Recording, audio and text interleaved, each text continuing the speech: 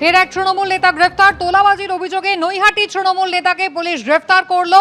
গ্রেফতার করে আদালতে নিয়ে যাওয়ার পথে সেই একইভাবে একদিকে বিক্ষোভ দেখালেন স্থানীয়রা, অন্যদিকে ডিম ছোড়া হলো দ্রুতকে লক্ষ্য করে।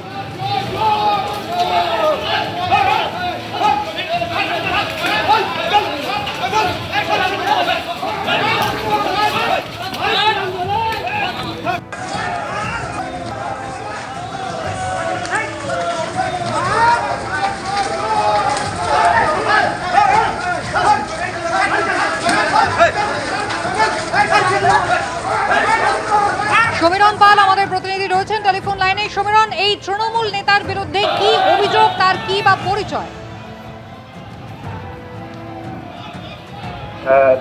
তোমাকে প্রথমে বলি, তৃণমূল নেতা হচ্ছে মামুদপুর অঞ্চল তৃণমূল যুব কংগ্রেসের সভাপতি এবং যার নাম সুরঞ্জন মালাকার, এবং তার স্ত্রী মামুদপুর গ্রাম পঞ্চায়েত তৃণমূল পরিচালিত এবং সেই তৃণমূল পঞ্চায়েত প্রধান প্রিয়াঙ্কা মালাকার।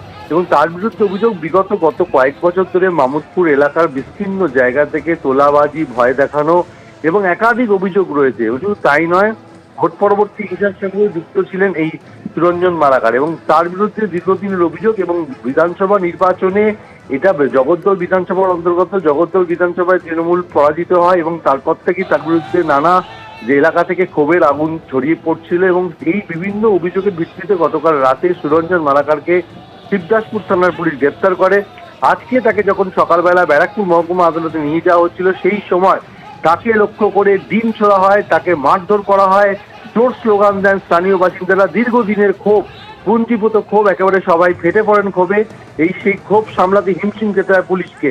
এবং সুরঞ্জন মালাকার এলাকায় তোলাবাজি করতো, ভয় দেখাতো, এই অভিযোগেই তাকে গ্রেপ্তার করা হয়েছে। আজ থেকে ব্যারাকপুর মহকুমা আদালতে তোলা হয়েছে।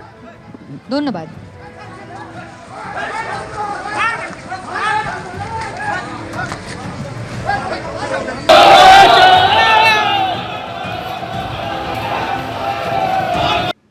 সোনাবাপুর প্রতারণা, তোলাবাজি এবং জমি মামলায় প্রথম চার্জশিট জমা ইডির। ব্যবসায়ী জয় কামতারের বিরুদ্ধে চার্জশিট পেশ। পুলিশ, প্রমোটার এবং ক্রিমিনালদের সিন্ডিকেটের হদিশ মিলেছে।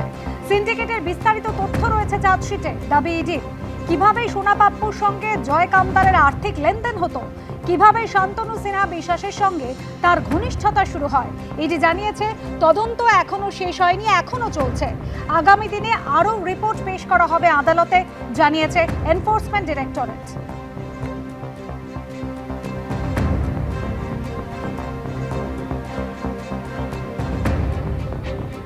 এবিপি আনন্দ, এগিয়ে থাকে, এগিয়ে রাখে।